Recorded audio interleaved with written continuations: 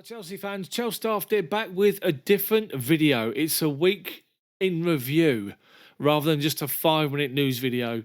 Looking at what happened over the course of this week, starting with the cup final last Sunday, then moving into the game midweek against Luton, and then obviously the situation regarding Abramovich selling the football club. Just have a bit of a recap and just to see where we're at as we head into the game against Burnley tomorrow, which is at the moment the most important thing that there is to worry about rather than selling Chelsea Football Club. So we're going to get into it. Just a bit of a chat from me to you as one Chelsea fan to another. If you've never been to my channel before, then take a look around. I normally do short, sweet 5-minute news videos and live match commentaries, but today it's a little bit different. Just a chat, as I say, and a catch up for the week. Hopefully you enjoy it. If you do, drop a like on the video for me, subscribe to the channel, and without further ado, let's get cracking.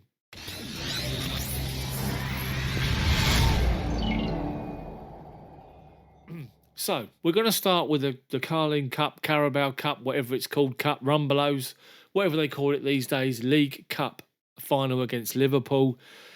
It was going great. We just couldn't put the ball in the back of the net. And the overriding feeling wasn't against Kepa for skying the penalty or not saving any of the 11 of them. Bearing in mind he was brought on to do so. It was the fact that we didn't take our chances and we played so well against Liverpool in that game. We created numerous chances. Yes, they had the odd one or two, and Edouard Mendy was just stupendous with the world-class save from Sadio Mane. But Chelsea, it was encouraging the amount we were creating, but we just could not put the ball away and put the ball in the back of the net. And that's what's cost us, not the fact that we skied the penalty. Because as we all know, when it gets to a penalty shootout, it's a complete lottery. And it just didn't work out for us, unfortunately. A lot was made of the fact that that's our third or fourth domestic cup final that we've lost now in a row, or whatever it was they're talking about. I mean, I'm not really bothered about that. Are you? I mean, really? I mean, out of all the trophies this season, the League Cup probably the least important, but of course it's a major trophy and it's always nice to win it. We didn't. And of course, the fallout the day after was about Kepa coming on and should he have come on and should he not have come on. The thing is, it's either hit or miss, isn't it, at the end of the day? You either bring the goalkeeper on and he performs miracles, makes some good saves, wins the penalty shootout for you, or it goes the other way.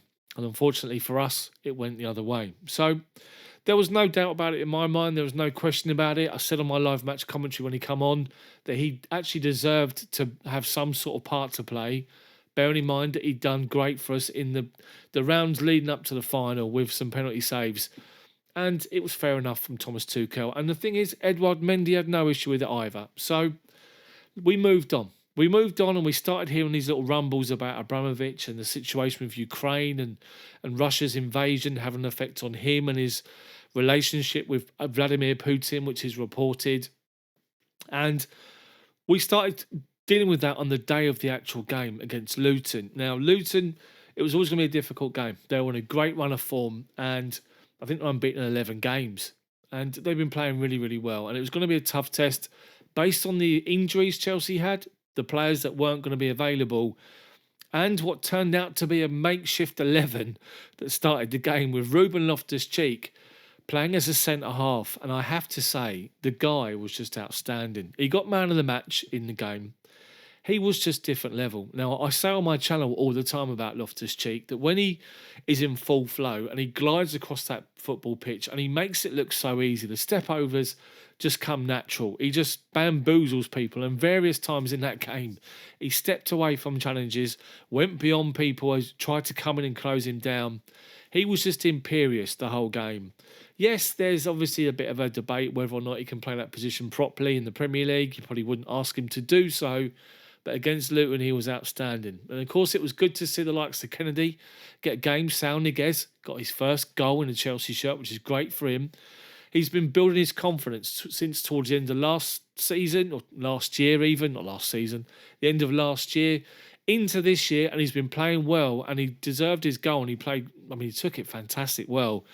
Reminded me of Eden Hazard, circa Liverpool at home a few years back, where the ball fell to him on the edge, just curled it into the far corner. Same with Saul Niguez. Obviously not the same finish and high into the net, but all the same, and it counted, and that was the main thing. So great for him that he got off the score sheet. It was also great to see Timo Werner score and, of course, Lukaku, the under pressure Lukaku, scoring in the game. And the relationship they're trying to build, you can see it in the celebration they had after the game, after the goal had gone in. Obviously, Lukaku was immensely pleased and happy with the fact that Werner had set him up. But Timo also looked good, and he's not in a lot of games this season, and hopefully he'll get a little bit more as we now get to the business end of the season, which is what we're all looking for. And so Luton, obviously, we conceded a few goals. Luton are a good side. We had a scratch team.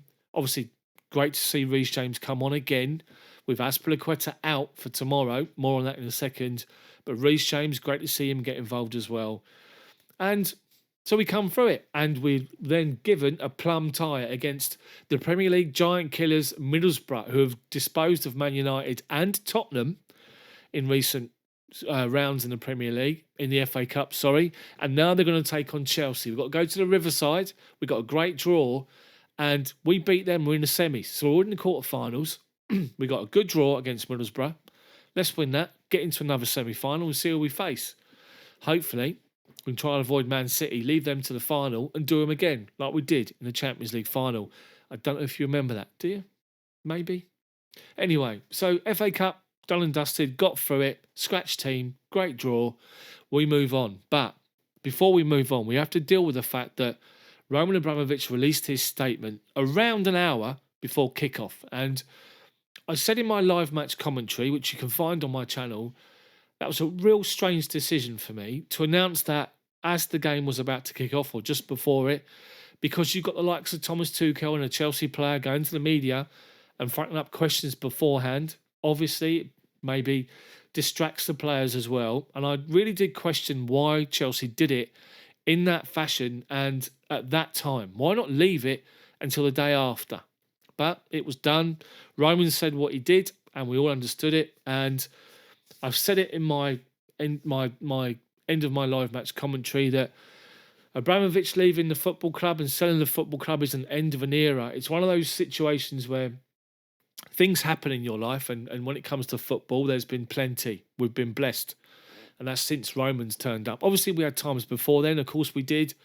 But let's be honest, we were a team that was fighting to get up there somewhere near the high echelons as far as reputation, credibility in the Premier League and in the English game. You know, we'd won our trophies years back. We'd won the FA Cup. We'd won the Cup Winners' Cup. But a real sustained stint at the top of the league fighting for titles was beyond us. Claudio Ranieri was taking us there gradually over time, improving season on season. And then obviously when Abramovich took over and we made the purchase that we did, Ranieri kicked us on and we got into obviously the Champions League and it just grew from there.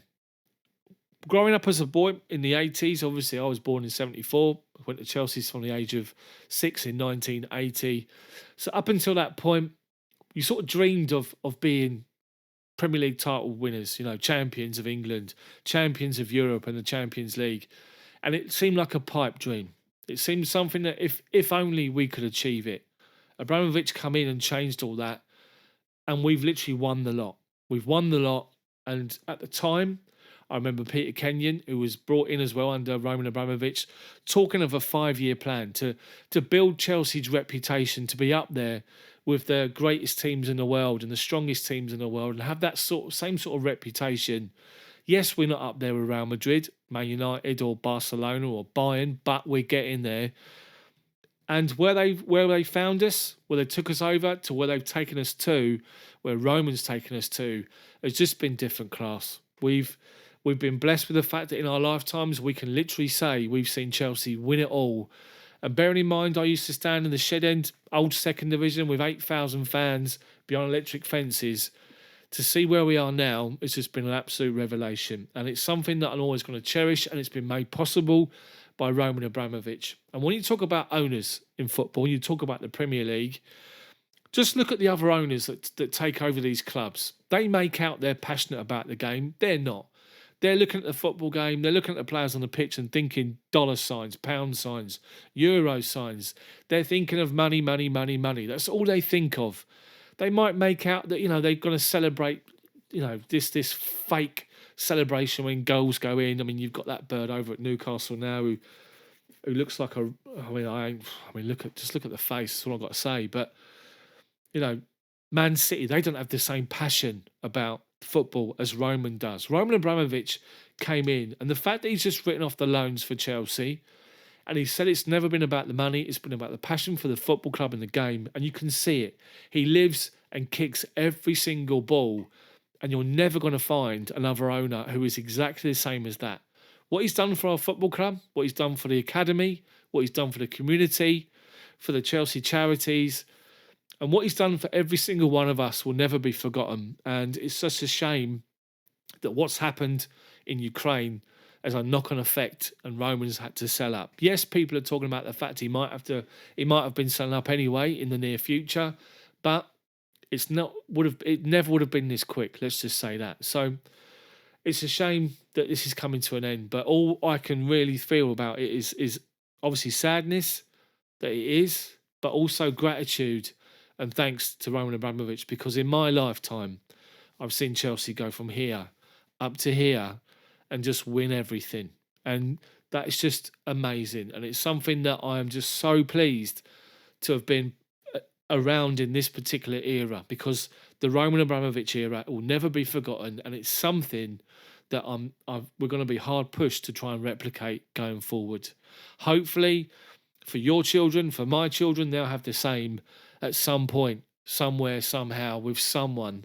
But for Roman Abramovich, just thank you. Thank you from the bottom of my heart. Thank you. So, guys, that's it from me. Just a little weekly roundup. I just wanted to do this longer video for you. No airs or graces, no fancy, edits and stuff like that. Just to talk one-on-one to you guys, and hopefully you enjoy it. There's no, like I say, no waffle. It's just me talking to you. Hopefully you've enjoyed it. Have a cracking weekend. I won't be doing live match commentary or the watch along tomorrow because it's not on TV in the UK. If anybody does, they're watching illegal streams. I'm not going to promote doing that. So I'll be back with a video at some point tomorrow talking about the game, and I'll see you then. So enjoy your Friday night and Saturday. Come on, Chelsea. Big game against Burnley tomorrow. Aspie's out, but we got likes of Hakim, Ziyech and Thiago Silva coming back. Reece James is there, so hopefully we're getting back to being strong again, or our strongest 11. And now you got Werner and Lukaku scoring. Maybe they'll start. I guess we have to wait and see. Anyway, have a great Friday, great Saturday. See you guys next time. Thanks for watching.